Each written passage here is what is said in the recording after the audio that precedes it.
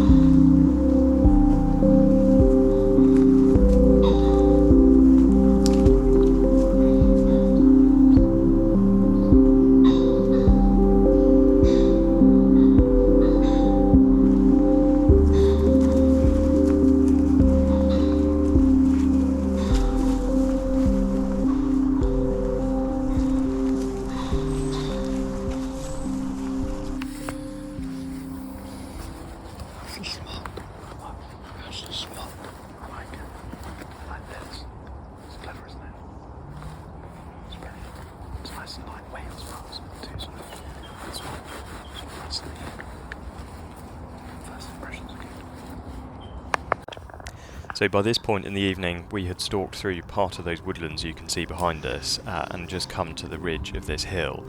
Harry just quickly had a scout out in the valley below to see if there was anything out there, but sadly there wasn't, so we headed back around the edge of the woodland to our left.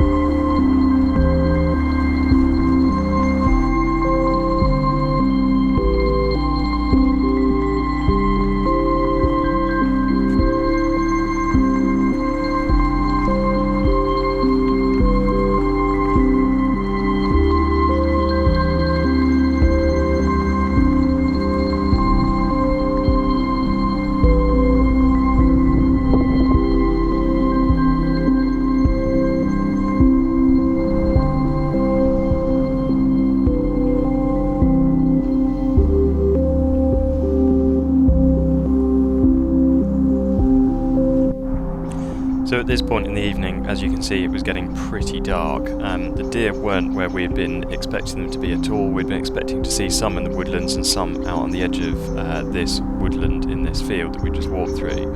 What we then discovered when we reached the crest of this hill was that looking across the valley there was quite a large group out, about a sort of 10-minute walk away. So we decided to put the hammer down and see if we could get into them, especially seeing that we had Harry's Hik Micro Aplex with us.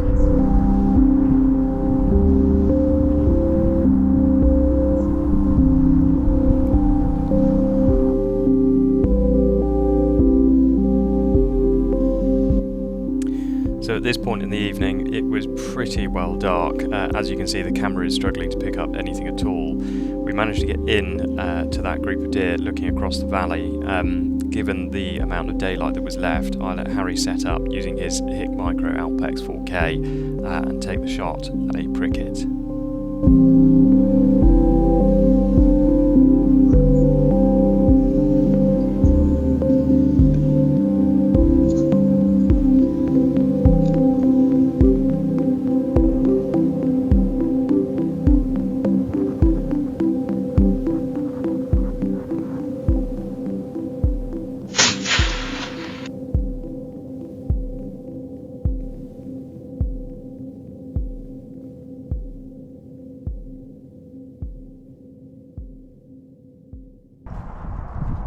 So everyone, you hopefully will see on my scope cam, well, the original plan that we had, plan A, slightly went to pot because the deer we were after had buggered off somewhere. But as we were over there, which is another side of a valley, we saw a group come out here and we thought we might just make it in time. So we popped up about 200 or so yards away, and this nice pricket, good animal, came out. And Tom was kindly spotting for me, and I think you ranged him, Tom, at what, 200, something like that? Yep. And I had him on the Hik Micro, and yeah, plugged him in here. He was quartering slightly, so the exits come out about here-ish, so I'm hoping we haven't gone through the guts or anything. But he then ran a surprising distance, probably a good like 50 meters or something uphill, before he expired. So it'd be interesting to see what the gralloch looks like. But that was, I would expect a deer not to really run off that, and these are 150 grain fox bullets, so they normally do the business. But yeah, dog found the deer in the sort of high maize cover crop. So pleased to have found it, and yeah, another one on the deck.